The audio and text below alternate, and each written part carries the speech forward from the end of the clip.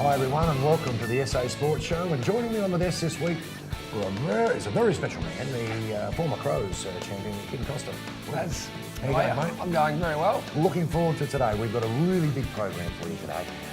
We're starting off with Craig Warman, as we always do, the chief of the Southern Football League, and he's going to be joined by our opposition sports minister, Katrine Hildyard, who is going to give us some AFL tips as well.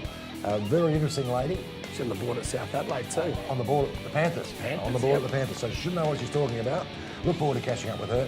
Also, one of the up-and-coming trainers in the harness racing industry, Aaron Bain, who I think he had about 9 horses in on the weekend and picked up 5 winners, but he's a champion of the sport at the moment and looking to climb up the ladder. Interesting chat with him.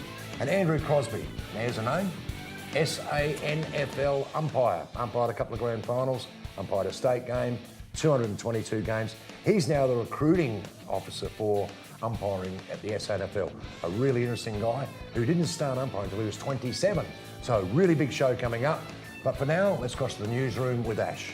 Thanks, boys. Let's get into it. South Australian footballer Brennan Cox has won the AFL's Rising Star nomination for round 12. Cox was impressive in his side's 3-point win over the Crows over the weekend, racking up 19 touches and booting 4 goals. He hails from the Woodville West Torrens SANFL program and joins Riley Bonner as the second South Aussie to nab the nomination this year. Power clinched the win over the Tigers over the weekend with a 14-point victory. Chad Wingard hit back at critics with a prominent display in the middle, whilst Charlie Dixon silenced his doubters with a strong performance against Alex Rance.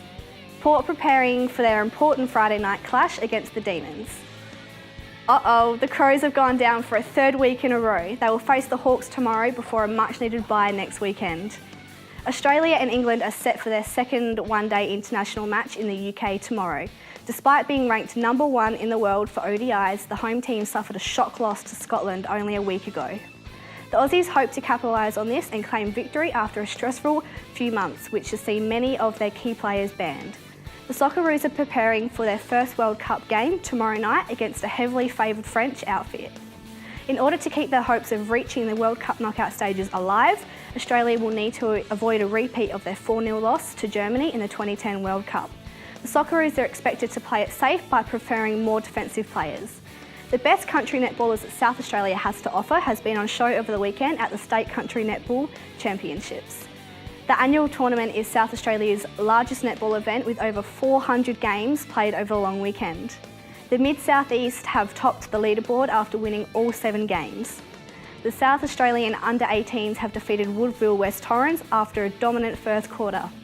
The game was undertaken as part of the SANFL talent program and saw the youngsters claim a statement victory in Woodville. Hugo Munn and Job Cobwell starred for the South Aussies, bagging 2 goals each. Adelaide 36ers star Majok Den has arrived in the United States with hopes to impress NBA scouts. He'll be participating in mini camps for both Dallas Mavericks and Portland Trailblazers in hope to make a late push for this year's draft. Den will be hoping to impress after a serious ankle injury earlier this year. Nathan Walker has become the first Australian to ever lift the Stanley Cup trophy as the Washington Capitals claimed victory in the NHL final. Walker played a pivotal role in the centre as the Caps defeated the Golden Knights in 5 games. This acts as the first Stanley Cup victory for an Australian as well as the Capitals as a team. Fingers crossed for another successful Port weekend. Hey boys. Welcome back to the SA Footy Show, and Baz got one of our favourite people, umpire, Andrew Crosby. Speak for yourself, mate. I'm a great fan. I've always been a great fan. I'm being honest. That's what I said that with real honesty. Yeah. Oh, did you? Yes. Oh, okay. Fair enough. Andrew, welcome. Thanks very much for having me, and I'm not sure if you're being serious or not. No, we're being very serious, mate. No, we're being very serious. The thing that really struck with me when I first read a little bit about you was that you started umpiring at age 27. Now, that's getting... I don't know. Is that normally older than what they normally start? That is older than normal. Okay. I guess most umpires would start in their teenage years and go through the journey. But I was really quite old when I started, I guess. So I saw an advert for a basic umpires course in the paper. It was one Sunday morning and decided I'd like to do that. A player? Were you a player? I played up until about under 14s. Okay, And then played golf basically every Saturday. That was my thing. Yeah. And decided I want to get back into football, and I've always loved footy. Yeah. So I just decided to do it, I guess, for a bit of cash. And I was only ever planned to do like primary school football or amateur league. Yeah. But things obviously progressed since that time. Crosby's a golf name. It is very well done. Yes. It is a golf name. Absolutely. Are you in that? I am. I'm the brother of Brett Crosby, who of course, Brett's a very good player. Very good golfer, and Dad was a good golfer, so got down to about 5. He's actually over in the US at the moment, about to referee the US Open. Is that right? Yeah, so he's been to the British Open the last couple of times. He's taken up golf refereeing and he's on Golf Australia committee and he's flying around the world. What's your handicap? Well, I haven't played for some time since I've taken up umpiring, so I've lost. Lowest I ever got was 7. Okay. So it's never good as the older brother, but always loved it though. And I'll certainly go back to it at some point. Oh, it's a great game. Once umpiring finishes. Quite enjoy it. As soon as you said that, I thought, wow, there are Crosbys. Yeah, they're around the place. 27 years, and then you start umpiring. Okay, so did you do anything like that even looked like being an umpire up until that stage, or until you saw that ad? And go, whoa, I wouldn't mind having a crack at that. I had no inkling whatsoever to do umpiring until I saw that ad, and something clicked, and decided, I'd like to try that. Yeah. I went out, did the course, and started umpiring the primary school football, sort of year 4, 5, and 6, 7. Yeah.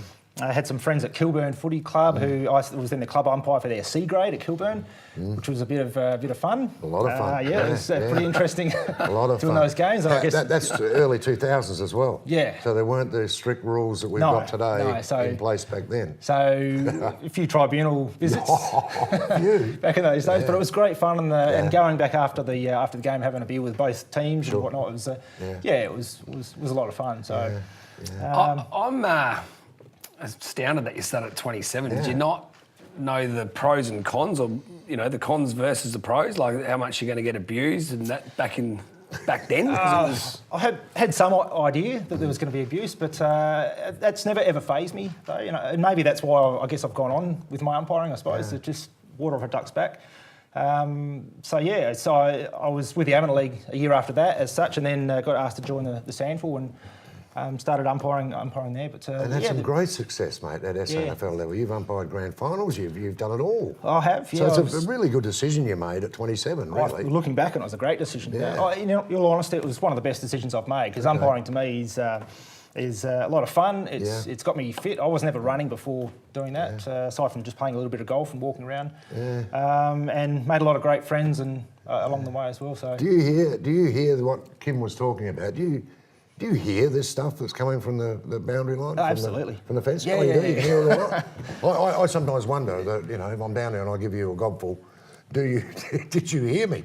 But the umpires do hear. They can hear. Yeah, especially if you're close to the boundary line. But I actually quite enjoy it. I mean, I know it sounds a bit sad, but I enjoy the creative comments that get thrown over the fence, and generally, to be honest, we'll get them at Elizabeth. They get the best comments out there. That's why I love going out there, rather than just the typical.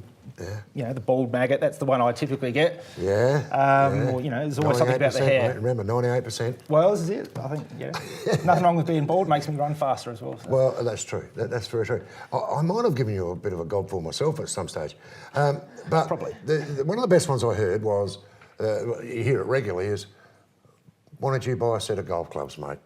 In other words, go and play golf on the weekend. If you heard that, you'd be going, I used to do that.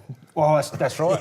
Well, they say get a real job, and they don't realise it's not really my job. I had been a teacher for 18 years, so I think I had a real job. But no, it's always good if you can give them a cheeky smile over the boundary line as well, if you get the chance. So. And I find that most umpires, it's like water off a duck's back. There's no reaction whatsoever. Is that something that when you go to umpire school, if you like, or whatever you're doing, is that talked about? Is something like that talked about, like the abuse you might cop from here and there? Do you talk about that a lot, or not is really. it just the game? I think it's just part of the game. I know I've been going to football since I was a little lad, and I know when I go to the football, you don't always agree with the umpire. Even if you know you're wrong, you still yell out to the umpire, and so I know that's how it is with football. So as long as it's not anything really super personal that's coming over the fence, I've got no issue with it. Recruitment officer, that means obviously you're in charge of recruiting new umpires or to the system? Yeah, absolutely. So last 18 years I've been working as a teacher, and I was due for a lot of long service leave. I'd never taken any the job come up at the SANFL was the umpiring recruitment officer, and decided I'd go for it and won the job this year. So, yeah, primarily my job is to, I guess, run basic umpires courses, get people involved, mainly kids, I'd say, because mainly we get 14 to 19-year-olds involved with it, and then get them out into the SANFL juniors and umpiring football. So Is it growing? it's growing massively, and I think the big part of that, the reason for it, is the women's football and the girls' football. Off the back of the AFLW, the number of games. I had a look today. I think last year we had 570 games in SANFL juniors. This year we've got 640, or just over that. So obviously more games means we need more umpires for that. So that's been my challenge to get the umpires. So what do they do, mate? If I'm a 15-year-old lad now and I'm thinking, well, I don't want to play anymore, wouldn't mind having a little go, where do they go? What do they do? Okay, so first thing, you can jump on the SANFL website, and there's the umpiring link there, and basically you register for one of my courses, basic umpires courses. You come along, it's 3 hours in duration. We go through field, boundary and goal umpiring. So there's a bit of theory, but also a bit of practical. We go outside, throw the ball up, wave the flags, throw the ball over your head.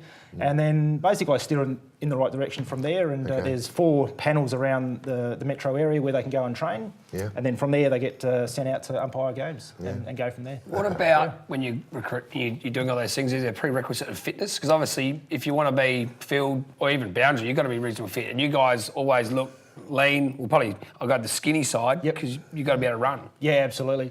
I think at the junior level, once you're starting, I don't know, let's say under 12s, the fitness side isn't really a factor as such.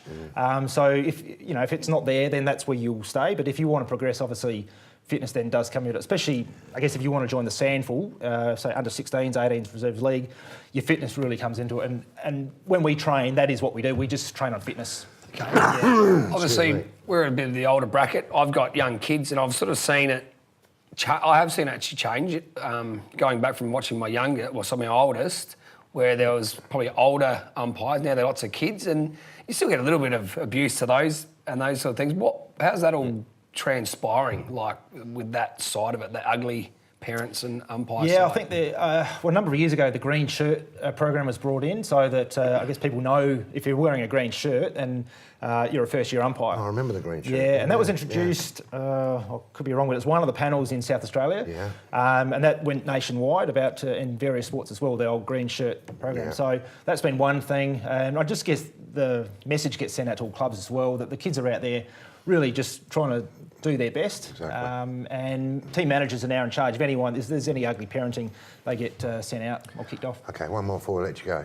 You've umpired a couple of grand finals, SANFL grand finals. You also umpired a state game. I did this SAWA. year. The first one. SAWA, got us over the line. No, we got belted. We got done. We got belted. Quite easily. Have you got a favourite game? Is there a game that goes, wow, that was an unbelievable game to umpire? Is there one of them that stands out? Yeah, that's pretty easy. That's my first grand final in 2014. It was the first grand final at Adelaide Oval, coming off of Footy Park.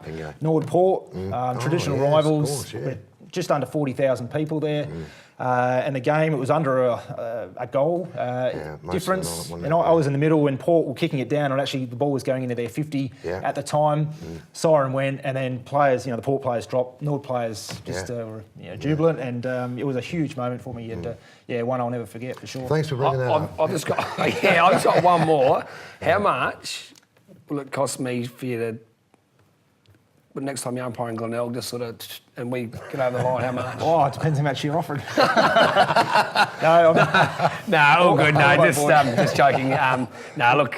Good luck. We need you guys in the game. Exactly. Do you have an aspiration to do AFL at all, men's? Oh, look, I would love to if I'd started earlier in my career, and I think obviously starting later hasn't helped. But doing the AFL women's over the last 2 seasons has given me a taste of that process. I guess I've got to fly around the country and umpire some of those games and wear the match common.